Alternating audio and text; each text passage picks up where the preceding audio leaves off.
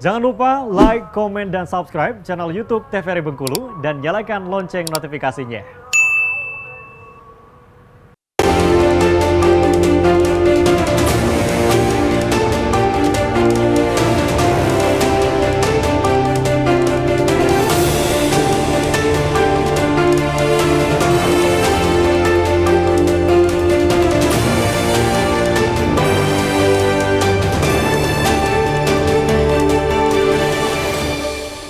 Baik pemirsa, kembali di Berndo TVRI Bengkulu untuk edisi hari ini Kamis 26 Oktober 2023 tentunya dengan tema kita masih membahas mengenai seni batik khas Bengkulu.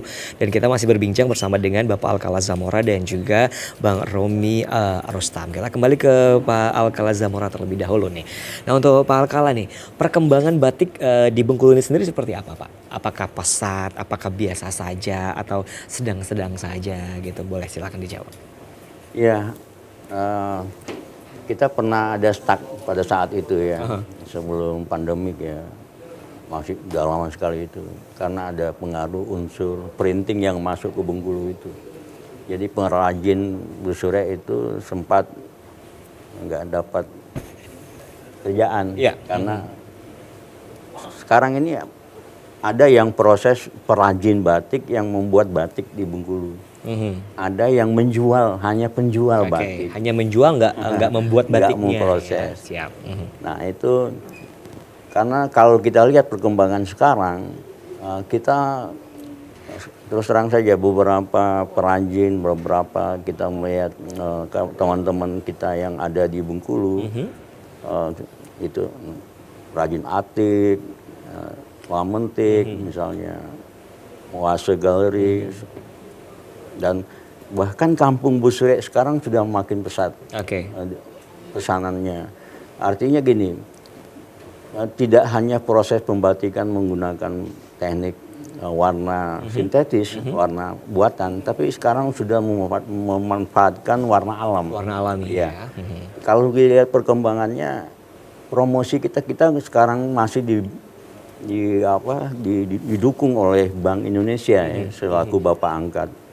Nah itu setiap tahun mereka mempromosikan batik, bahkan teman-teman kita itu mempromosikan batiknya ke luar negeri, baik ke Eropa mau ke Timur Tengah dan lain sebagainya. Cukup perhatian karena uniknya batik di Indonesia itu hanya motifnya hanya Bengkulu yang lain dari yang lain, karena ada kaligrafinya. Makanya bahkan Ibu Wapres, Ibu Ma'ruf Amin menjadikan batiknya Bengkulu itu menjadikan favorit beliau. Luar biasa ya. Nah, karena apa? Siklusnya antara alam, manusia dan sang haliknya. Ada dia melihat ya Pak ya? Nah, siklusnya hanya tiga itu. Tapi kita kan nggak punya pakem kayak di Jogja, Solo, Cirebon, dan kalau Jogja kan membuat satu motif batik itu pasti tradisinya ada pakem karena saat itu keratonan ya.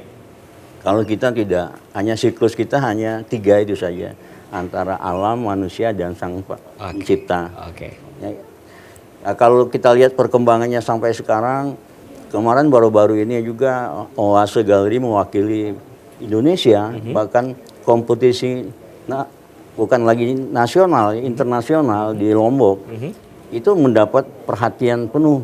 Pada saat Dekrannas mengangkat, mempromosikan kain busure-nya, pada saat itu diadakan di Lombok. Di Lombok ya? Itu saya tanya juga, karena saya bukan memproses batik, bukan produksi batik ya, bukan pengusaha batik, saya hanya mengembangkan desain kain batiknya aja. Saya tanyakan, bagaimana kalau kami mengadakan fashion Pak, fashion sekaligus mereka membawa produk, hasil karya konveksi yang diperagakan pada fashion itu adalah orang-orang terkenal, istilahnya pencipta perancang terkenal. Nah salah satu ada perancang kita orang Bengkulu, namanya Adi Baes. Itu kalau Putri Indonesia kita tahu, itu yang merancang Adi Baes, orang Curug ya. Nah salah satu kain busure dia padukan dengan motif yang ada nasional ya ibaratnya. Itu bukan hanya di Indonesia, bahkan dia pernah Bawa fashion ke luar negeri, mempromosikan busure. Oke. Busure kita mendapat perhatian, cukup mendapat perhatian. baik. Iya, tergantung wilayah pasarnya ya. Betul, Pak. Baik. Iya. Luar biasa. Berarti perkembangannya udah cukup luas ya mengenai batik Basura ini sendiri. Udah sampai dikenal di internasional. Mungkin lebih jelasnya nanti kita akan berbincang lagi. Dan mungkin ini akan menjadi salah satu pasar yang bakalan menjanjikan juga ya Bang ya. Nah kita kembali ke Bang Romi nih selaku praktisi seni rupa.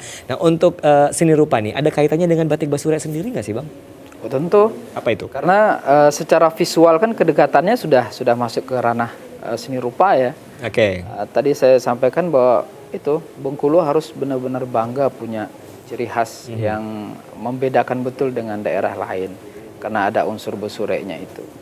Dan ini juga peran dari pemerintah untuk memfamiliarkan ini itu dalam bentuk apresiasi kepada generasi muda.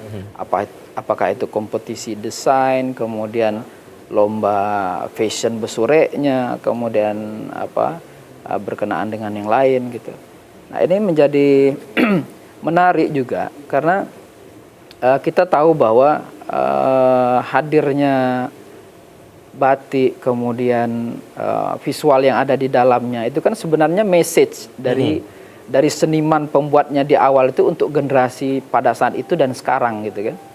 Nah begitupun dengan Bosore itu juga pesan atau message atau komunikasi tentang kearifan lokal pada daerah itu. Misal di Bengkulu, ada pengembangan tadi yang dikatakan Pak Mori, itu ada unsur dimasukkan di dalam itu ada raflesia.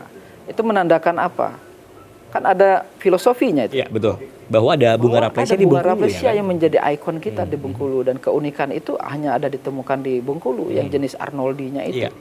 Nah kemudian pengembangan di daerah misalnya Kabupaten Rejang Lebong ada aksara ulu misalnya. Itu juga message bahwa kami punya loh sesuatu yang unik yang tidak dimiliki daerah lain. Kemudian juga nanti ada motif-motif daerah lain misalnya Lebong, Kabupaten Seluma, Bengkulu Selatan itu bisa memberi pesan gitu.